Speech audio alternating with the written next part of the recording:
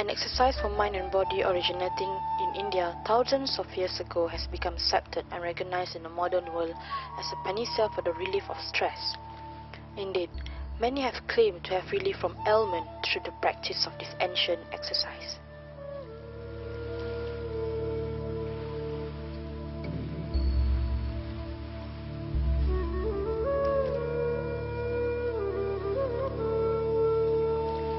The practice of yoga has become widespread worldwide, especially the branch that focuses on improving a person's well-being and health.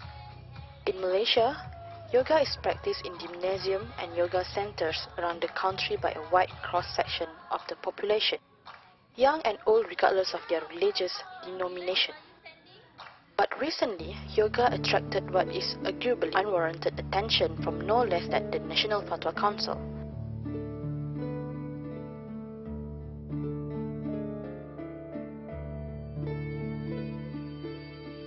And how did the scholar derive at this opinion? Through the three elements of yoga: physical movement, worshipping, and chanting. Terima kasih di atas kehadiran tuan-tuan dan puan-puan sekalian. On November 22, 2008, the National Fatwa Council announced that yoga is haram in Islam, and in one fell swoop, Muslims are no longer allowed to practice it. Yang telah kita bincangkan dalam masyarakat muzakarah yang lepas. Ahli muzakarah berpandangan dan berpendapat bahawa senaman yoga ataupun yoga pada keseluruhannya yang berasal daripada agama Hindu sebenarnya sejak sebelum Masihi lagi, beribu-ribu tahun sebelum Masihi, berabad lamanya, yang menggabungkan yoga pada keseluruhannya menggabungkan tiga perkara. Pertama, amalan fizikal yang kita panggil senaman yang kita tengok tu. Yang keduanya, unsur-unsur keagamaan.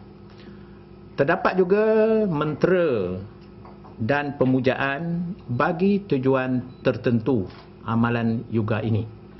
Oleh itu, ahli muzakarah juga seterusnya berpendapat dan bersetuju dan memutuskan apa jua jenis atau bentuk amalan yang mengandungi unsur-unsur tersebut di atas, iaitu pemujaan, mentera dan juga yang berkaitan dengan perkara-perkara tersebut adalah dilarang dan bertentangan dengan syariat Islam.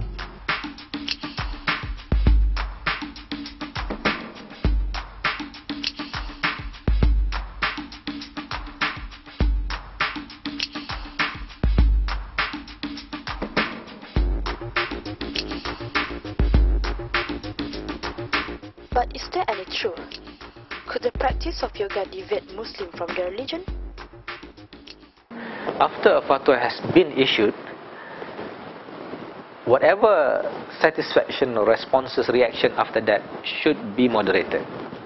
Because a fatwa is not like any pronouncement. It's not just any pronouncement. Yeah?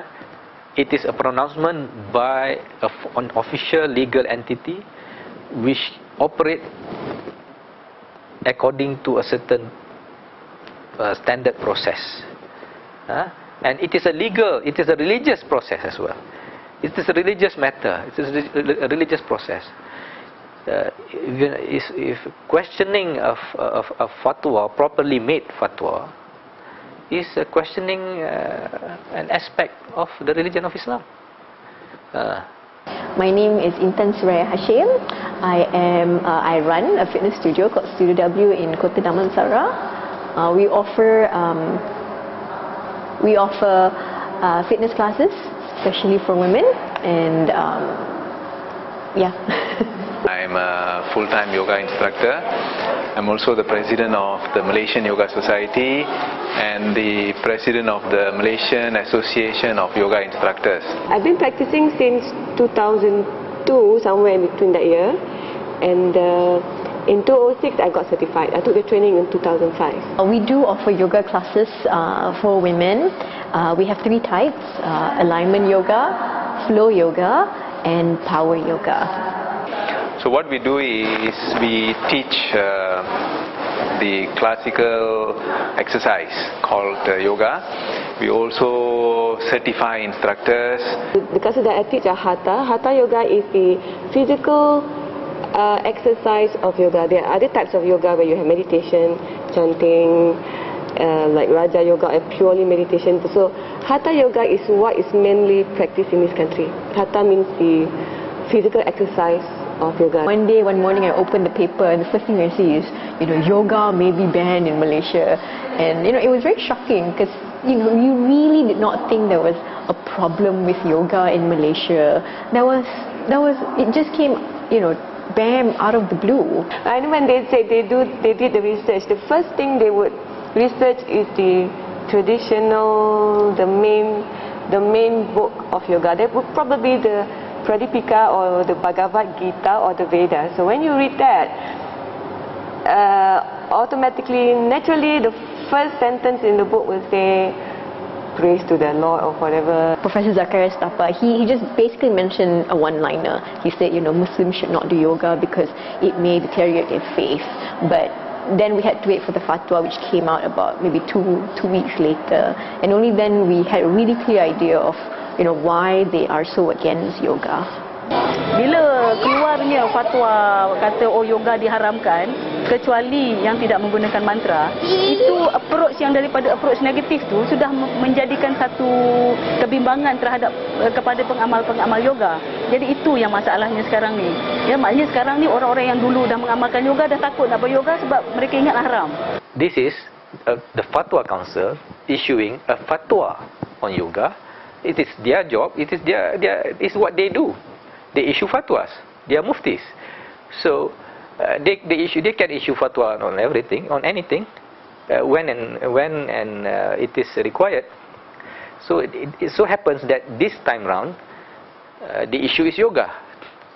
And if they feel that after they have gone through the process, they have arrived at the decision that which leans towards yoga is prohibited, then I accept, because it's their job. They are professionals in what they do. Of course, we cannot deny that it's from India. The roots are from India.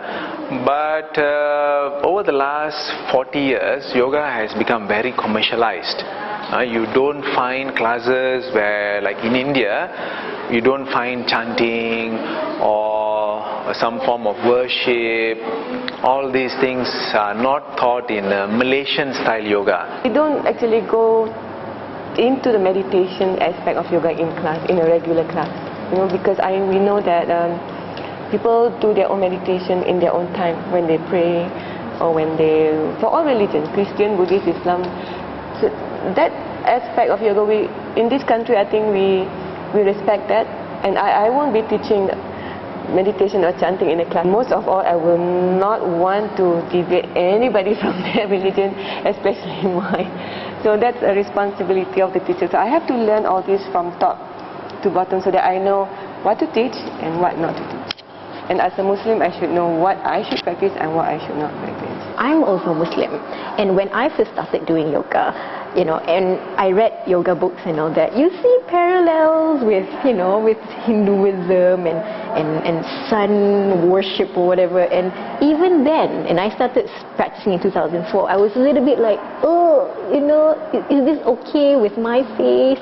The Fatwa Council, religious authorities in this country or other countries, if they realize that the particular issue is a potential dynamite, they should go beyond what is normal, what is expected of them, to prepare the public for whatever fatwa that is coming.